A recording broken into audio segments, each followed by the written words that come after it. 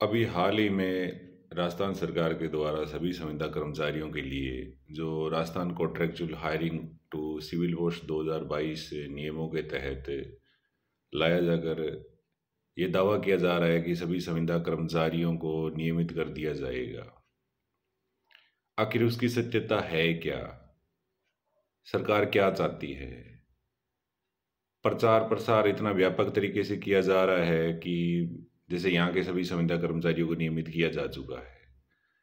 जहाँ तक हमने देखा है दूसरे राज्यों के अंदर या जैसे किसी राज्य के अंदर चुनाव लड़ा जा रहा है तो वहाँ पर भी राजस्थान स्टेट को एक मॉडल के रूप में रखा जा रहा है और उसमें विशेष रूप से ये बात रखी जा रही है कि यहाँ पर जो 15 साल से 20 साल से जितने भी संविदा कर्मचारी लगे हुए थे उन सभी संविदा कर्मचारियों को यहाँ पर नियमित किया जा चुका है।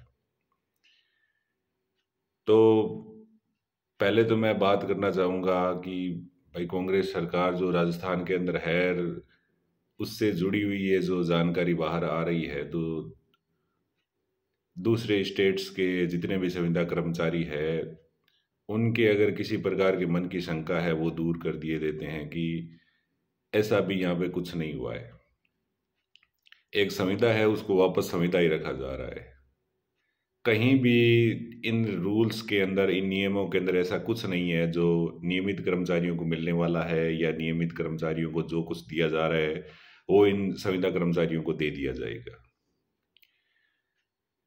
प्रचार प्रसार इतना व्यापक तरीके से हो रहा है या सरकार के द्वारा ये जरूर दावा किया जा रहा है कि आपको नियमित कर दिया जाएगा या कर दिया गया है, लेकिन वास्तव में ऐसा कुछ नहीं है। ऐसा कोई लाभ नहीं है जो नियमित कर्मचारियों को दिया जाता है वही इन संविदा कर्मचारियों को दिया जाएगा, ऐसा कहीं दावा नहीं किया गया है। सरकार ने तो स्पष्ट कह दिया है कि दोबारा आपको संविदा पर ही रखा जाएगा। अब बात करता हूँ मैं जो हमारे राजस्थान के संविदा कर्मचारी भाई है उनकी कि वास्तव में उनको क्या मिलने वाला है। तो बात वही है कि एक बार जो मिल रहा है उसे ले लेना चाहिए।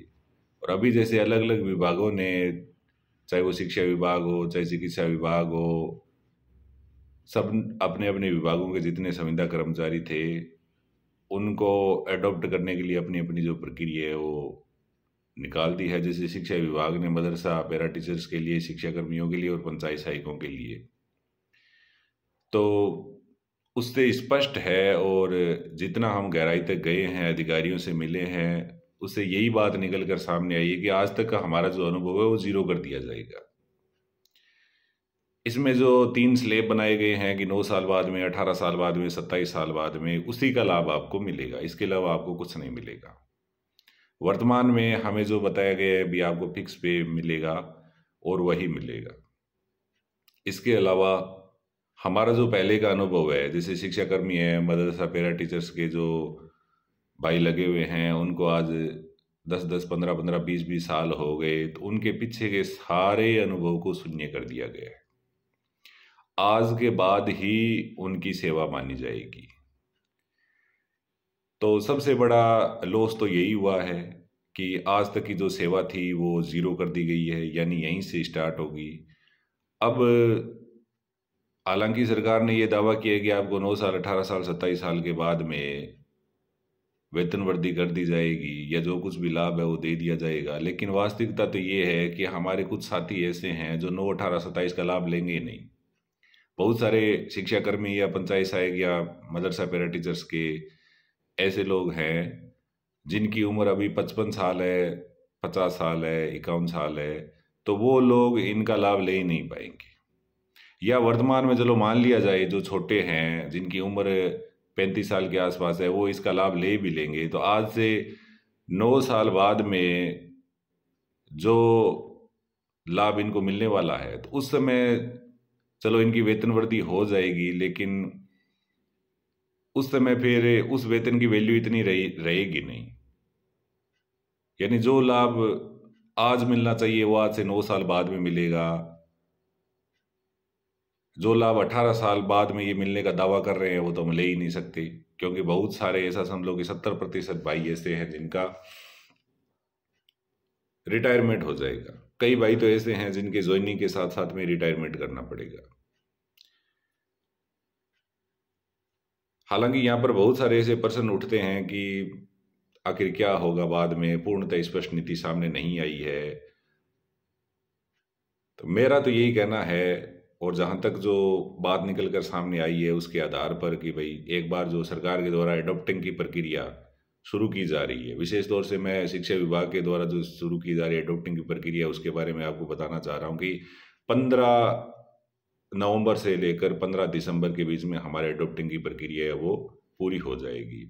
शिक्षा निदेशालय द्वारा जल्दी इसके आदेश जारी होने वाले हैं, और इन आदेशों के तहत ही प्रत्येक जो जिला शिक्षा अधिकारी कार्यालय है वहीं अपने अपने जिले के जितने भी मदरसा पैरा टीचर है, चाहे वो शिक्षा कर्मी है या पंचायत सहायक भाई है, सबके एडॉप्टिंग की प्रक्रिया अपने अपने जिले के डीओ ऑफिस के अंदर होनी है।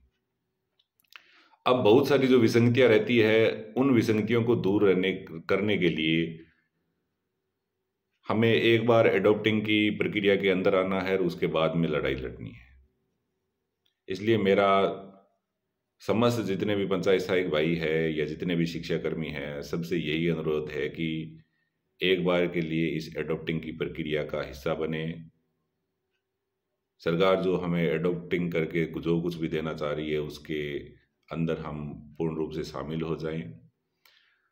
हालांकि जैसे सीएल से लेकर है, भाई हमें जो छुट्टियां मिलेगी या फिर वेतन वृद्धि होगी या नहीं होगी, एचआरए, टीए, डीए, ऐसी बहुत सी बातें हैं जो अभी निकल कर सामने नहीं आई है, जो धीरे धीरे इन सब बातों को सुलझा लिया जाएगा, और ज्यों ज्यों एडॉप्टिंग की प्रक्रिया शुरू होगी इन बातों को भी सुलझा लिया जाएगा, और एडॉप्टिंग की प्रक्रिया जल्दी शुरू होने वाली है।